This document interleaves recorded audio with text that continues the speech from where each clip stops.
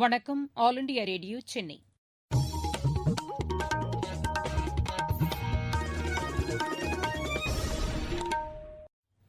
மாநிலச் செய்திகள் வாசிப்பவர் ஷியாமளா. தலைப்புச் செய்திகள்.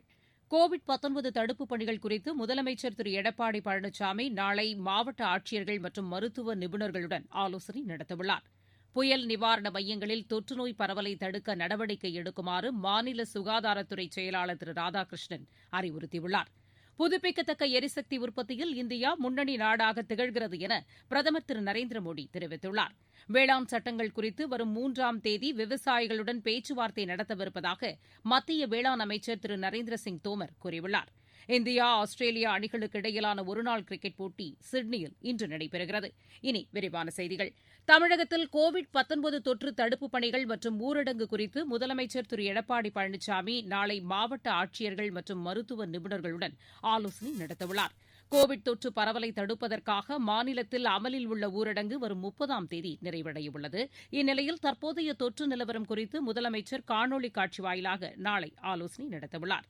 ஊரடங்கை தொடர்ந்து நீட்டிப்பதா அல்லது மேலும் தளர்வுகள் அளிக்கலாமா, கோவிட் 2வது அலை வீசுவதற்கான சாத்தியக்கூறுகள் உள்ளதா என்பன உள்ளிட்ட அம்சங்கள் குறித்து இந்த ஆலோசனையின்போது முதலமைச்சர் கருத்துக்களை கேட்டறியவுள்ளார். சென்னையில் பல்வேறு பகுதிகளில் புயல் மழையால் பாதிக்கப்பட்ட இடங்களை உள்ளாட்சித்துறை அமைச்சர் திரு எஸ் பி வேலுமணி பார்வையிட்டு நிவாரண உதவிகளை வழங்கினார். அடையாறு, ஆலந்தூர், கோடம்பாக்கம் மண்டலங்களில் அமைக்கப்பட்டுள்ள நிவாரண முகாம்களை பார்வையிட்ட அமைச்சர் பின்னர் மழைநீரை அகற்றும் பணிகள் குறித்து மாநகராட்சி ஆணையர், சென்னை பெருநகர குடிநீர் வழங்கல் மற்றும் கழிவுநீர் அகற்று வாரிய அதிகாரிகளுடனும் ஆலோசனை நடத்தினார். புயல் நிவாரண முகாம்களில் நோய் தொற்று பரவாமல் இருப்பதை உறுதி செய்யுமாறு அனைத்து மாவட்ட ஆட்சியர்களையும் தமிழக அரசின் சுகாதாரத்துறை செயலாளர் டாக்டர் ராதாகிருஷ்ணன் அறிவுறுத்தியுள்ளார். இதுகுறித்து மாவட்ட ஆட்சியர்களுக்கு அவர் அனுப்பியுள்ள செய்தியில், நிவர் புயலால் பாதிக்கப்பட்ட மக்கள் தங்க வைக்கப்பட்டுள்ள நிவாரண முகாம்களில் சமூக இடைவெளி கடைபிடிக்கப்படுவதையும் முகக்கவசம் அணிவதையும் உறுதி செய்யுமாறு கேட்டுக் கொண்டுள்ளார். மேலும் முகாமில் தங்க வைக்கப்பட்டுள்ளவர்களில் யாருக்காவது தொற்று அறிகுறி தெரியவந்தால் உடனடியாக அருகில் உள்ள அரசு மருத்துவமனைக்கு அழைத்துச் செல்லுமாறு அவர் அறிவுறுத்தியுள்ளார். அத்துடன் காலரா, டைபாய்டு, டெங்கு காய்ச்சல் மற்றும் மழை நீரில் கழிவுநீர் கலப்பதால் ஏற்படக்கூடிய நோய் தொற்று பரவுவதை தடுக்க தேவையான இடங்களில் மருத்துவ பரிசோதனைகளை மேற்கொள்ளுமாறும் சுகாதாரத்துறை செயலாளர் கேட்டுக் கொண்டுள்ளார். வங்கக்கடலில் நாளை மறுதினம் உருவாகவுள்ள புதிய புயல் காரணமாக தமிழகத்தில் அதிக மழை பெய்யக்கூடும் என இந்திய வானிலை ஆய்வு மைய தலைமை இயக்குநர் திரு மிருத்யுஞ்சய் மொஹபாத்ரா தெரிவித்துள்ளார். தெற்கு வங்கக்கடலில் உருவாகவுள்ள இந்த குறைந்த காற்றழுத்தம் மத்திய தமிழக கடற்கரையை நோக்கி நகரும் என்றும் அவர் கூறியுள்ளார். இதன் காரணமாக மிக அதிக மழைப்பொழிவுக்கு வாய்ப்புள்ளதாகவும் அவர் தெரிவித்துள்ளார். புதுப்பிக்கத்தக்க எரிசக்தி உற்பத்தியில் இந்தியா உலகில் 4வது பெரிய நாடாக திகழ்கிறது என பிரதமர் திரு நரேந்திர மோடி தெரிவித்துள்ளார். உலக புதுப்பிக்கத்தக்க எரிசக்தி முதலீட்டு மாநாடு மற்றும் கண்காட்சியை காணொலி வாயிலாக தொடங்கி வைத்து பேசிய அவர், இந்தியாவில் தற்போது 136 ஜிகாவாட் அளவிற்கு புதுப்பிக்கத்தக்க எரிசக்தி உற்பத்தி செய்யப்படுகிறது என்றார். இது நாட்டின் மொத்த எரிசக்தி உற்பத்தியில் 36% என்றும் பிரதமர் குறிப்பிட்டார். கடந்த 6 ஆண்டுகளில் இந்தியா பல்வேறு துறைகளிலும் ஈடு இணையற்ற அளவிற்கு முன்னேற்றம் அடைந்து வருவதாகவும், நாட்டில் உள்ள அனைத்து மக்களுக்கும் மின்சார வசதி கிடைப்பதை உறுதி செய்ய தேவையான நடவடிக்கைகள் எடுக்கப்பட்டு வருவதாகவும் அவர் தெரிவித்தார். புதுப்பிக்கத்தக்க எரிசக்தி துறையில் அதிக முதலீடு செய்யப்படுவதோடு மட்டுமன்றி வலுவான சுற்றுச்சூழல் மற்றும் வலுவான பொருளாதார கொள்கைகளையும் வகுத்து உலகிற்கு இந்தியா முன்மாதிரியாக திகழ்கிறது என்றும் பிரதமர் திரு நரேந்திர மோடி குறிப்பிட்டார். தீவிரவாத நடவடிக்கைகளை முறியடிக்க இந்தியா கடும் நடவடிக்கைகளை மேற்கொண்டு வருவதாக பாதுகாப்புத்துறை அமைச்சர் திரு ராஜ்நாத் சிங் கூறியுள்ளார். புதுதில்லியில் நிகழ்ச்சி ஒன்றில் பேசிய அவர், தீவிரவாதிகளின் நாச வேலைகளை முறியடிக்க எல்லை தாண்டியும் தாக்குதல் நடத்தப்படுவதை சுட்டிக்காட்டினார். சீனாவுடனான எல்லை கட்டுப்பாட்டு கோட்டு பகுதியில் அத்துமீறல்களை தடுக்க பாதுகாப்பு படைகளுக்கு முழு சுதந்திரம் அளிக்கப்பட்டிருப்பதாகவும் அவர் குறிப்பிட்டார். பிரதமர் திரு நரேந்திர மோடி தலைமையிலான தேசிய ஜனநாயக கூட்டணி அரசு நாட்டின் எல்லை பிரச்சினையில் எந்தவித சமரசத்திற்கும் இடமளிக்காது என்றும் திரு ராஜ்நாத் சிங் திட்டவட்டமாக தெரிவித்தார். விவசாயிகள் எதிர்கொள்ளும் பிரச்சினைகள் குறித்து அவர்களுடன் பேச்சுவார்த்தை நடத்த மத்திய அரசு தயாராக இருப்பதாக மத்திய வேளாண் மற்றும் விவசாயிகள் நலத்துறை அமைச்சர் திரு நரேந்திர சிங் தோமர் தெரிவித்துள்ளார். புதுதில்லியில் செய்தியாளர்களிடம் பேசிய அவர், தற்போதைய காலகட்டத்தில் புதிய வேளாண் சட்டங்கள் மிகவும் அவசியமானவை என்றார். இந்த சட்டங்கள் எதிர்காலத்தில் வேளாண் துறையில் புரட்சிகரமான மாற்றங்களை ஏற்படுத்தக்கூடியவை என்பதால் விவசாயிகள் போராட்டங்களில் ஈடுபட வேண்டாம் எனவும் அவர் கேட்டுக் கொண்டார்.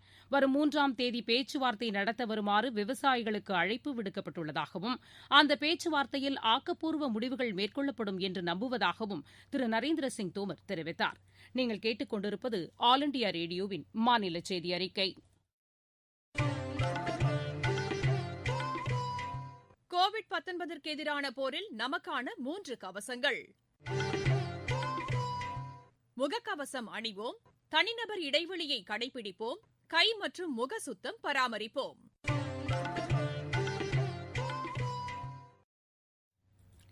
நாட்டில் உள்ள 130 கோடி மக்களுக்கும் உரிய நேரத்தில் குறைந்த செலவில் பாதுகாப்பான மருத்துவ சேவைகள் கிடைக்கச் செய்வதற்காகவே தேசிய டிஜிட்டல் சுகாதார இயக்கம் தொடங்கப்பட்டிருப்பதாக மத்திய சுகாதாரத்துறை அமைச்சர் டாக்டர் ஹர்ஷ்வர்தன் தெரிவித்துள்ளார்.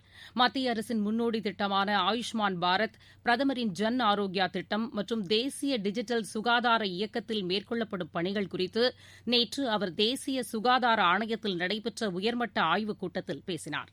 நாடு முழுவதும் டிஜிட்டல் சுகாதார நிலையை உருவாக்க டிஜிட்டல் சுகாதார இயக்கம் பெரிதும் பயன்படுவதாக கூறிய அவர், இத்திட்டத்தின் மூலம் பொதுமக்களின் உடல்நிலை பற்றிய ஆவணங்களை மருத்துவர்கள் பகிர்ந்து கொள்வதற்கும் தாங்கள் விரும்பும் மருத்துவமனைகளில் சிகிச்சை பெறுவதற்கும் வழிவகை செய்வதாகவும் தெரிவித்தார்.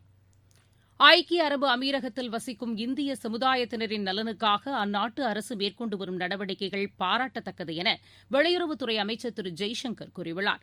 2 நாள் பயணமாக அபுதாபி சென்ற அவர் அந்நாட்டு பட்டத்து இளவரசர் ஷேக் முகமது பின் சயீத் அல் நஹியானை சந்தித்து பேசினார். அப்போது கோவிட் பெருந்தொற்று காலத்தில் இந்தியர்களின் நலனுக்காக ஐக்கிய அரபு அமீரகம் மேற்கொண்ட முயற்சிகளுக்கு பிரதமர் திரு நரேந்திர மோடியின் பாராட்டுக்களை இளவரசரிடம் தெரிவித்தார். வணிக கப்பல் மசோதா மீது பொதுமக்கள் கருத்து தெரிவிக்க ஏதுவாக அந்த மசோதாவின் வரைவு சட்டத்தை மத்திய துறைமுகங்கள், கப்பல் மற்றும் நீர்வழித்துறை வெளியிட்டுள்ளது. அமெரிக்கா, இங்கிலாந்து, ஜப்பான், சிங்கப்பூர் மற்றும் ஆஸ்திரேலியா போன்ற முன்னணி நாடுகளில் பின்பற்றப்படும் சிறந்த நடைமுறைகளை உள்ளடக்கி இந்த மசோதா தயாரிக்கப்பட்டுள்ளது. கப்பல்களின் பாதுகாப்பு மற்றும் பயணிகளின் பாதுகாப்பை உறுதி செய்வது, ஆழ்கடல் மாசுபடுவதை தடுப்பதுடன் கடல் விபத்துக்களுக்கு உரிய இழப்பீடுகள் வழங்கவும் இந்த சட்ட மசோதாவில் வகை செய்யப்பட்டுள்ளதாக தெரிவிக்கப்பட்டுள்ளது. இதுபற்றிய கருத்துக்களை பொதுமக்கள் அடுத்த மாதம் 24ஆம் தேதிக்குள் துறைமுகங்கள், கப்பல் மற்றும் நீர்வழித்துறைக்கு மின்னஞ்சல் மூலம் அனுப்புமாறு கேட்டுக் கொள்ளப்பட்டுள்ளது. கடல்சார் பாதுகாப்பு ஒத்துழைப்பு குறித்த முத்தரப்பு கூட்டத்தில் பங்கேற்பதற்காக தேசிய பாதுகாப்பு ஆலோசகர் திரு அஜித் தோவல் இன்று கொழும்பு செல்கிறார். இந்த கூட்டத்தில் இலங்கை அரசின் பாதுகாப்புத்துறை செயலாளர், மாலத்தீவு பாதுகாப்பு அமைச்சர் திருமதி மரியா தீதி உள்ளிட்டோர் பங்கேற்க உள்ளனர்.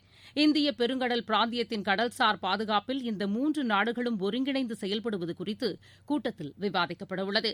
இதுதவிர இந்தியா, இலங்கை இடையிலான இருதரப்பு உறவுகள் குறித்தும் திரு அஜித் தோவல் பேச்சுவார்த்தை நடத்தவுள்ளார். இருவரிச் செய்திகள். இந்தியா தலைமையில் வரும் 30ஆம் தேதி நடைபெறவுள்ள ஷங்காய் ஒத்துழைப்பு அமைப்பின் தலைவர்கள் மாநாட்டில் சீன பிரதமர் லீ கெகியாங் கலந்து கொள்வார் என அறிவிக்கப்பட்டுள்ளது. தேசிய நெடுஞ்சாலை பணிகளுக்கான நிலம் கையகப்படுத்துதலை துரிதப்படுத்துமாறு மத்திய சாலை போக்குவரத்து மற்றும் நெடுஞ்சாலைத்துறை அமைச்சர் திரு நிதின் கட்கரி வலியுறுத்தியுள்ளார். வெளியுறவுத்துறை செயலாளர் திரு ஹர்ஷ்வர்தன் ஸ்ரிங்லா நேபாள வெளியுறவுத்துறை செயலாளர் திரு பரத் பௌடியாலை சந்தித்து இருதரப்பு உறவுகள் குறித்து ஆலோசனை நடத்தியுள்ளார். இலங்கையிலிருந்து போதைப் பொருட்கள் மற்றும் ஆயுதங்களை கடத்தி வந்த படகு ஒன்றை இந்திய கடலோர காவல்படை கன்னியாகுமரி அருகே சுற்றி வளைத்து பிடித்துள்ளது. நாமக்கல் மாவட்டத்தில் திருப்பணி மேற்கொள்ளப்பட வேண்டிய திருக்கோவில்களை கண்டறிவது குறித்து இந்து சமய அறநிலையத்துறை ஆணையர் திரு பிரபாகர் ராசிபுரத்தில் ஆலோசனை நடத்தியுள்ளார். தமிழகத்தில் வாக்காளர் பட்டியலில் பெயர் சேர்ப்பது குறித்து தேர்தல் அதிகாரிகள் போதிய விழிப்புணர்வு நடவடிக்கைகளை மேற்கொள்ள வேண்டும் என நீலகிரி மாவட்ட வாக்காளர் பட்டியல் தயாரிப்பு பணிக்கான பார்வையாளர் திரு கருணாகரன் கேட்டுக் கொண்டுள்ளார்.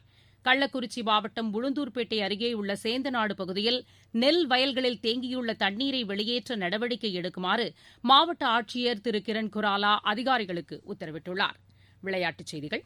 இந்தியா, ஆஸ்திரேலியா அணிகளுக்கு இடையிலான முதலாவது ஒருநாள் கிரிக்கெட் போட்டி சிட்னியில் இன்று நடைபெறுகிறது. பகலிரவு ஆட்டமாக நடைபெறும் இந்த போட்டி காலை மணி 9:10க்கு தொடங்குகிறது. ஐஎஸ்எல் கால்பந்து போட்டியில் நேற்று நடைபெற்ற ஆட்டத்தில் கேரளா மற்றும் வடகிழக்கு அணிகள் தலா 2 கோல் அடித்ததால் போட்டி சமனில் முடிவடைந்தது. இன்று நடைபெறவுள்ள ஆட்டத்தில் ஈஸ்ட் பெங்கால் அணி மோகன் பகான் அணியை எதிர்கொள்கிறது. மீண்டும் தலைப்புச் செய்திகள். கோவிட்-19 தடுப்புப் பணிகள் குறித்து முதலமைச்சர் திரு எடப்பாடி பழனிசாமி நாளை மாவட்ட ஆட்சியர்கள் மற்றும் மருத்துவ நிபுணர்களுடன் ஆலோசனை நடத்தவுள்ளார். புயல் நிவாரண மையங்களில் தொற்றுநோய் பரவலை தடுக்க நடவடிக்கை எடுக்குமாறு மாநில சுகாதாரத்துறை செயலாளர் திரு ராதாகிருஷ்ணன் அறிவுறுத்தியுள்ளார். புதுப்பிக்கத்தக்க எரிசக்தி உற்பத்தியில் இந்தியா முன்னணி நாடாக திகழ்கிறது என பிரதமர் திரு நரேந்திர மோடி தெரிவித்துள்ளார். வேளாண் சட்டங்கள் குறித்து வரும் 3ஆம் தேதி விவசாயிகளுடன் பேச்சுவார்த்தை நடத்தவிருப்பதாக மத்திய வேளாண் அமைச்சர் திரு நரேந்திர சிங் தோமர் கூறியுள்ளார். இந்தியா ஆஸ்திரேலியா அணிகளுக்கு இடையிலான ஒருநாள் கிரிக்கெட் போட்டி சிட்னியில் இன்று நடைபெறுகிறது. இத்துடன் இந்த செய்தி அறிக்கை நிறைவடைந்தது.